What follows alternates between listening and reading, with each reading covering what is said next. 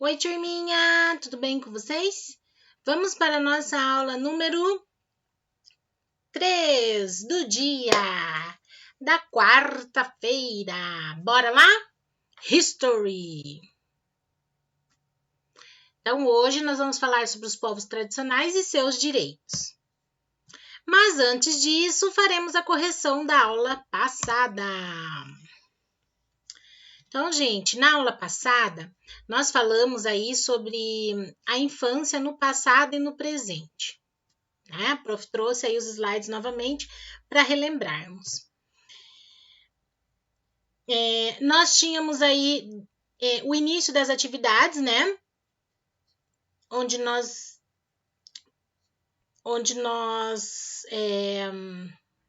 não, eu tô pensando que essa aula foi ao vivo, gente. Essa última aula de história não foi ao vivo, que era para ser ao vivo e não foi, né? É aula gravada, então nós não fizemos nada no ao vivo, é verdade. Então, nós tivemos ali a leitura, né, da Declaração Universal dos Direitos das Crianças, né? E vem a primeira questão aí de acordo com esse texto. A prof até pegou um cafezinho aí para molhar o bico de 3 aulas. A prof tá ficando doidinha, né? Achou que nós havíamos feito uma aula ao vivo, mas não, foi gravada. Então, letra A. Por que esses direitos são importantes para você e para todas as crianças? Gente, porque garantem uma vida digna e o desenvolvimento pleno na infância, né? Dignidade. Letra B. Escreva exemplos de como esses princípios são colocados em prática no cotidiano das crianças. Então, gente, esses princípios aqui são colocados em prática de diversas formas. Mas aqui, ó, a prof colocou alguns, tá? As crianças não podem sofrer preconceito, nenhum tipo de preconceito, tá? Devem viver em harmonia, ó. Aqui saiu com a letrinha maiúscula, tá? Mas é continuação de frase, então é minúscula. Então, quando a prof dá enter, ele coloca automaticamente no maiúsculo e a prof esqueceu de mudar. Então, devem viver em harmonia com a família, brincar, estudar, tá bom? Estes são exemplos aí desses princípios colocados em prática no dia a dia das crianças, tá? Número 2, vocês deveriam usar as palavras do quadro e no caderno escrever um resumo sobre os direitos das crianças e dos adolescentes, tá bom? Gente, tem crianças que ainda não me mandaram esse resumo, tá? Então, essas crianças podem mandar ainda hoje o resumo para a prof, tá bom? A prof tá aceitando.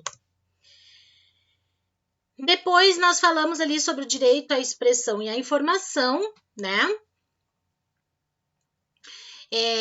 Explorando documentos. Então, nós colocamos ali as fontes, né? Fonte 1 e fonte 2. E a terceira fonte, que é a imagem. De acordo com a leitura das fontes, responda as questões. Que posicionamentos são apresentados sobre o uso de celular durante o estudo escolar? Então, na fonte 1, ele é contrário ao uso do celular, tá bom? Aqui, ó, nessa fonte aqui, ó, não tenho dúvida que o celular atrapalha os estudos. Na fonte 2, ó, com acesso à internet, ó, os dispositivos móveis se transformam em janelas para todo tipo de informação. Então, assim, gente, pode ser usado, ó, para tornar os alunos ativos na busca por conhecimento, ao mesmo tempo que deixa as aulas mais divertidas e dinâmicas. Então, na fonte 2, é favorável ao uso pedagógico do celular. Já a fonte 3 exemplifica uma visão favorável ao uso também, ó, né? Tanto é que a prof está usando aqui junto com os alunos em sala de aula, tá bom? Depois, na letra B, vocês deveriam entrevistar um adulto da família sobre o que ele pensa, né, do uso de celular nos estudos e registrar aí no caderno, tá?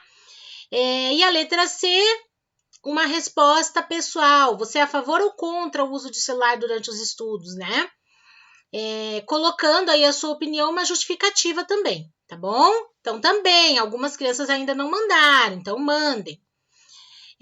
Depois, nós falamos sobre aí, o povo indígena Paracanã, que vive no Pará. E a pergunta era a seguinte: quais são as diferenças entre o modo como os indígenas Paracanã debatem e resolvem questões do dia a dia deles e o modo como você e sua família fazem isso? Por que a prof não trouxe a resposta? Porque cada família, né, tem uma vivência diferente, então não tem uma resposta única, tá bom? Página 34. Os povos tradicionais e seus direitos. Então, nós vamos aí até a página 36. Há povos que têm modos de viver que se diferenciam do restante da população brasileira. São os chamados povos e comunidades tradicionais, que são aqueles que têm uma cultura diferenciada e um modo de vida próprios.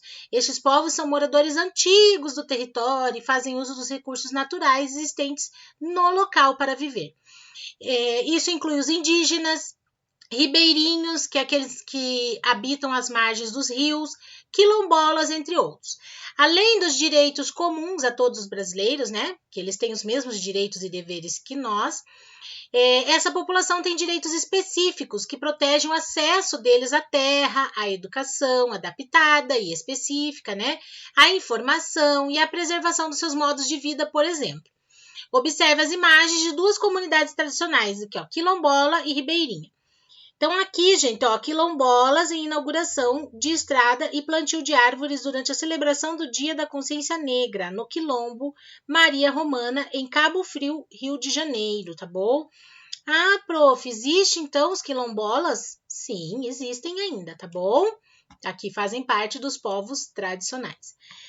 E aqui, gente, ó, crianças da comunidade ribeirinha Carlota participam da soltura de filhotes de tartaruga da Amazônia, no rio Juruá, em Rodrigues Alves, Acre, ó, tá? Que são aquelas famílias aí que vivem às margens dos rios, tá bom? Atividades. Escreva 2 direitos dos povos tradicionais do Brasil. Só na leitura do texto, né, vocês já conseguem identificar fácil. Número 2, marque com X a informação correta, tá bom? Leiam com bastante atenção para não marcar errado. Cafezinho tá, ó, muito bom. Fazer que nem a indiazinha aqui. Muito bom, muito bom. O café é muito bom.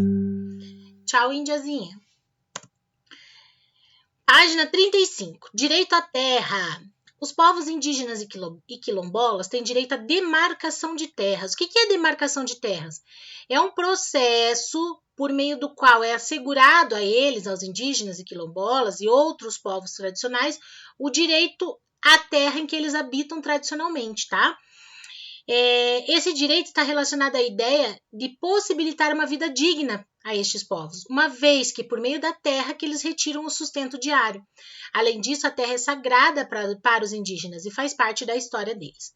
A maioria das terras foi habitada há muito tempo pelos antepassados desses povos.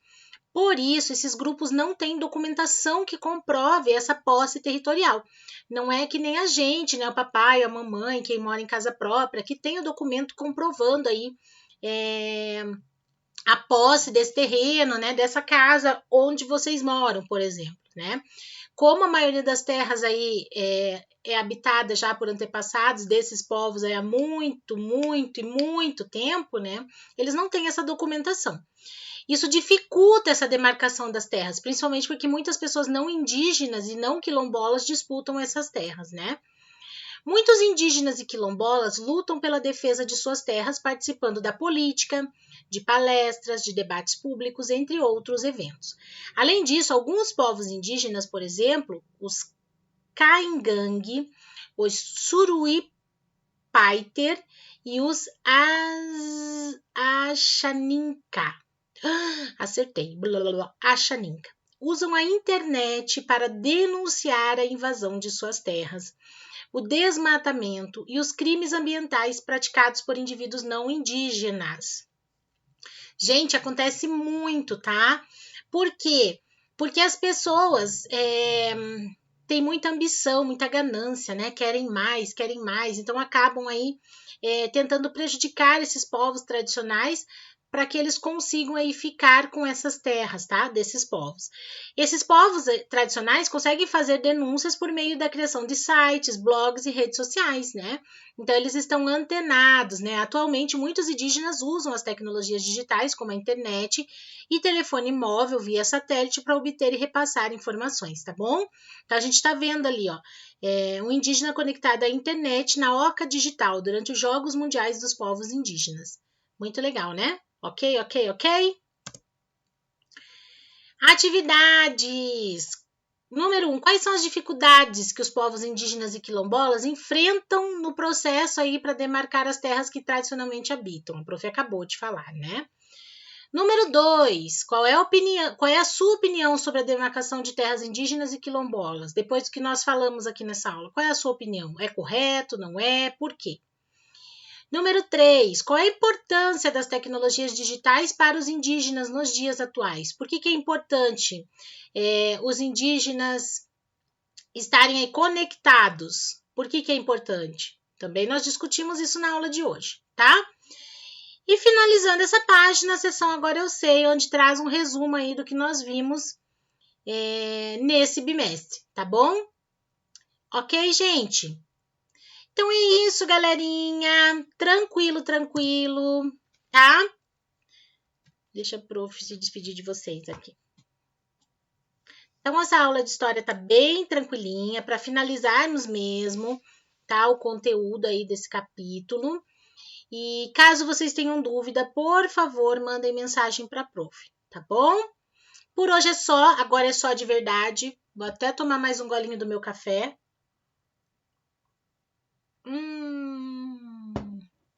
Ó, muito bom, tá? Se vocês estiverem tomando também um cafezinho, um chazinho, um refrizinho, um suquinho, manda lá a foto de vocês no grupo do WhatsApp para a prof ver, tá bom? Não deixa a prof tomando sozinha não, tá?